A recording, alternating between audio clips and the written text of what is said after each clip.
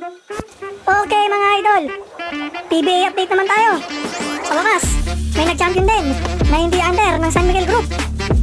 Nakamit ng Meralco Bolts ang kanilang kauna-unahang Philippine Cup Championship sa pangunguna ni Chris Newsom aka Kawhi Leonard, the buzzer beater boy.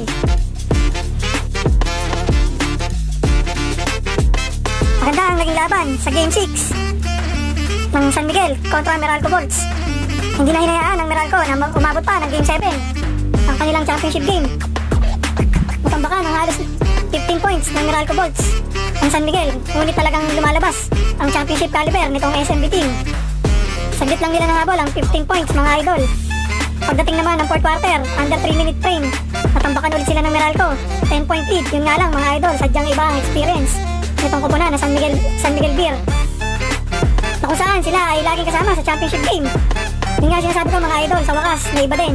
Nakakasawa na rin, puro San Miguel, umiikot na lang lagi sa Ginebra, Pure Foods at San Miguel Beer. Kumbaga napakaraming team ng San Miguel Group dito sa PBA, kaya ito rin siguro ang dahilan kung bakit yung ibang fans ay nauumay na manood. At kung mapapansin nyo, nagtitrending na kahit siguro ilibre ang ticket sa Araneta ay walang interesadong manood ng PBA. Mas marami pang nanonood sa MPBL mga idol. Last 5 seconds mga idol, kumana si Junmar Pajardo ng long range 3 points para may tabla ang laban. 7-8 all mga idol. Nagkaroon pa ng tsansa ang San Miguel dito na manalo.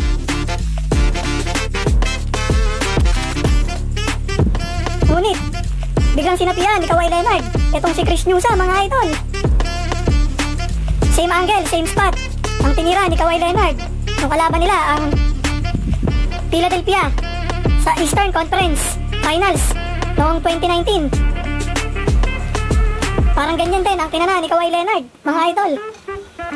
Pareho pa sila ng hairstyle ni Kawhi itong si Chris Newsom. Ayun lang mga idol, marami ang natuwa at naiba na ang nagkampiyon ngayong taon sa Philippine Cup ng PBA. Umay na talaga ang mga fans na umiikot na lamang kung hindi San Miguel. MVP team naman, Token Tex. May share nga din pala mga idol ang MVP team.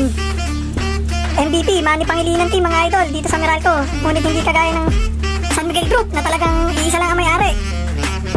Tatlo din ang team ng MVP Group sa PBA mga idol. Ito ang Meralco, Token Tex at ang NLEX Road Warriors. Yun nga lang mga idol ang kaibahan.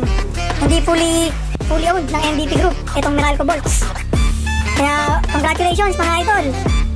Congratulations sa koponan ng Meralco Bolts sa kanilang kauna-unahang kampyonato sa Philippine Cup.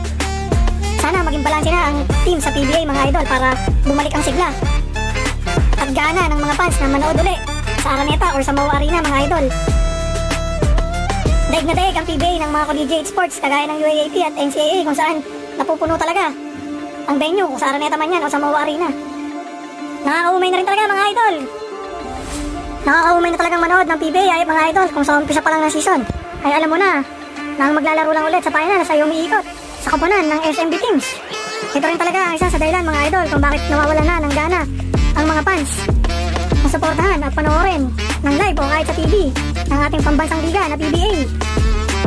Kaya karamihan sa mga basketball fans sa NBA na lang nanonood. Paano natin susuportahan ang sarili natin kung umiikot lamang sa isang koponan na nagcha-champion at sila rin ang laging nasa powerhouse team? Ayun lang mga idol, sana magtuloy-tuloy yung ganitong setup ng PBA na hindi lang lagi SMB team ang pumapasok sa championship. Given naman na malalakas talaga ang nakukuha mga players at magagaling din naman talaga ang mga miyembro ng San Miguel Group na team. Pero dapat magkaroon talaga ng balanse at ang makakagawa lamang nito ay ang pamunuan ng PBA. Kawawa din talaga yung ibang team mga idol na hindi kasing laki ng SMB at ng MVP Group na mayayaman talaga yung mga kumpanya na yan, kaya hindi rin natin sila masisisi kung afford nilang magpalakas ng team at kumuha ng mga di-kalibreng players. Pero kayang gawa ng paraan yan mga idol kung gugustuhin lang talaga ng PBA management para bumalik na ang sigla sa panonood ng PBA. Yun lang mga idol, pasuporta sana, pasubscribe sa aking munting channel at muli, congratulations sa Meralco Bolts at dito sa nagpanalo na si Chris Newsom aka Kawhi Leonard.